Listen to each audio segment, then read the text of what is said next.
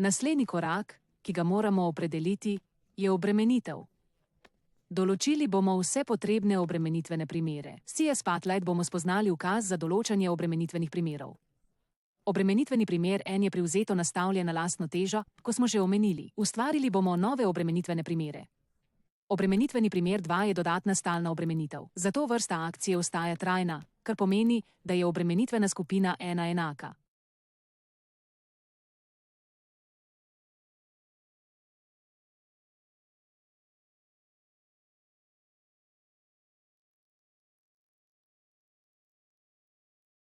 Obremenitveni primer 3 je uporabna obremenitev, pri kateri moramo spremeniti vrsto akcije na variabilno, kar spremeni obremenitveno skupino na 2.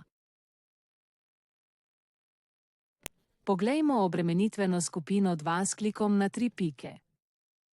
Obremenitvene skupine so pomembne in jih je treba skrbno opredeliti v tem koraku pri določanju obremenitvenih primerov. Glede na to, da CS samodejno generira vse možne kombinacije med izračunom, pomembno je skrbno opredeliti obremenitvene skupine in odnose znotraj njih. Pomembno je skrbno izbrati vrsto obremenitve in vrsto stavbe, za katero izvajamo izračun. V tem primeru gre za stanovanjsko stavbo, zato je kategorija A. Določili bomo še en load case 4, sneg. Obremenitev je spremenljiva, vendar je potrebno določiti novo load skupino, za katero bomo definirali, da je load tip sneg. Vse to je treba skrbno definirati, da CIA lahko avtomatsko ustvari kombinacije. Zato je še posebej pomembno nastaviti parametre relation, ki opredeljuje obremenitve v tej load skupini. V primeru, da je vrednost standard, CIA kombinira load KCE znotraj skupine na vse možne načine.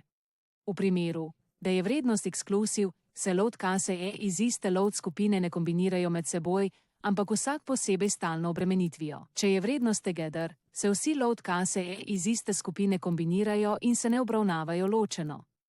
Load case za veter ne bomo določili tukaj. Ker veter ne bo glavno obremenitev, se bomo dodali potresno obremenitev. Za več informacij o obremenitvi z vetrom si oglejte drugi tutorial o čelični hali.